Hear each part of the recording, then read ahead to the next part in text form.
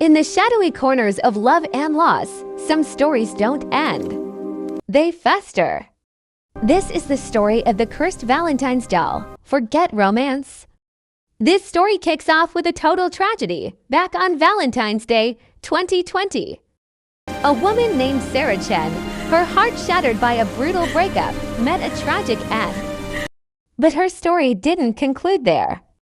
Her anguish, her fury, her desperate cry for a love lost became bound to an object, a beautiful, innocent-looking porcelain doll. Her soul, twisted by vengeance, was now trapped within its cold, ceramic shell, waiting, 5 years later, in 2025. The doll begins its dark journey. Heartbreaker Marcus gets mysterious doll on Valentine's. He doesn't recognize it, thinking it's just a strange, anonymous gift. He forgets, but Sarah remembers. Unsettling events begin. At first, they're small, easily dismissed things. A faint whisper of a name, Marcus, carried on a draft. The doll moved runes. He brushed it off, thinking his mind was just playing tricks. But his new girlfriend, Emma, isn't so sure. She feels a constant, unnerving gaze. Every time she's in the room, she feels the doll's painted eyes following her, judging her, hating her. The air grows cold whenever she's near it. That house, once their love nest, now feels like it's holding its breath, dreading disaster. The curse has found its target, and it's just getting started. The subtle disturbances soon spiral into outright terror. The doll is no longer just moving. It's making its presence violently known. Objects fly off shelves, doors slam shut with impossible force. And the whispers of Sarah's name become clearer. Laced with a chilling venom, Emma bears the brunt of the haunting. She's tormented by vivid, horrifying nightmares. In her dreams, she's trapped in a cold, dark place with a ghostly figure of a woman weeping in the corner. The figure turns, its face contorted with rage, and it's Sarah. Emma wakes up screaming, drenched in a cold sweat. The dream feeling terrifyingly real. Then come the visions during the day. She catches fleeting glimpses of Sarah in mirrors, her reflection superimposed over her own, her eyes burning with jealousy. One evening, as Marcus and Emma argue, a flashback, sharp and brutal, rips through the present. We see the night it all happened, on Valentine's 2020. Don't leave me! Cold Marcus dumped Sarah. He leaves her standing alone in the rain.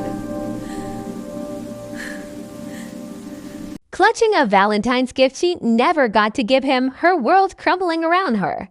The cruelty of that moment hangs heavy in the air, a sin that has finally come back to haunt him. The doll's activity escalates. A prank turns into a near-fatal accident when the stove turns on by itself, filling the kitchen with gas. The whispers are no longer just names. Now they are direct threats, promises of pain. You took him from me, the voice hisses in Emma's ear. You'll pay. You'll both pay. Marcus can no longer deny what's happening. This isn't a series of coincidences, it's supernatural revenge, and they are trapped in the center of it. The calendar pages turn, leading them inexorably toward the dreadful anniversary, Valentine's Day. The air in the house is thick with dread, electric with malevolent energy. This is the day Sarah died. This is the day doll's power will reach its horrifying peak. Haunting is constant now. That creepy doll owns the living room. You know, Sarah sees it everywhere. Every creak sounds like her. Desperate, terrified. Marcus and Emma can't live like this. They'll destroy the doll, armed with a hammer. Marcus approaches the figure. Emma stands back, her heart pounding in her chest. As Marcus raises the hammer, the lights in the house flicker and die, plunging them into darkness. A freezing wind rips through the room, extinguishing the candles they had lit. The doll's eyes glow with a furious red light. He brings the hammer down, and a deafening shatter echoes through the silence. But it's not the sound of breaking porcelain. It's the sound of a barrier breaking. A spectral, agonizing scream fills the house, and from the shattered remains of the doll, a swirling vortex of black energy erupts. The spirit of Sarah Chen no longer bound to the doll, but a terrifying specter of pure rage and sorrow, her form flickering between the memory of the woman she was and the monster she has become. "You thought you could get rid of me?" she shrieks, her voice a chorus of pain and fury. "My love was forever. So is my revenge." The final confrontation has begun. The aftermath is grim. The police report would later describe a bizarre and tragic scene at the house. A gas leak, a fire, a double fatality. A tragic accident on Valentine's Day. No one could explain the strange scorch marks on the floor, shaped almost like a screaming face, or the lingering, oppressive cold that clung to the ruins. The official story was neat, tidy, and completely wrong. Marcus and Emma paid the ultimate price for a love that was carelessly broken. Their fate serves as a chilling testament to Sarah's undying rage. But the story doesn't end in the ashes of that house. Our final scene takes us to a quiet, dusty antique shop months later. Sunlight streams through the window, glinting off trinkets and treasures from forgotten times, and there, sitting on a velvet-lined shelf, nestled with old keepsakes, there's the doll, so lovingly carefully repaired. Wow, it looks so new and innocent, right?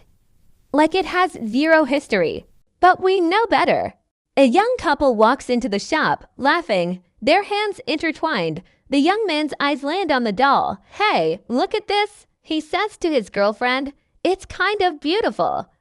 Maybe as an early Valentine's gift. The shopkeeper smiles, oblivious. The doll sits, waiting patiently for its next owner, a silent, beautiful vessel of unending sorrow.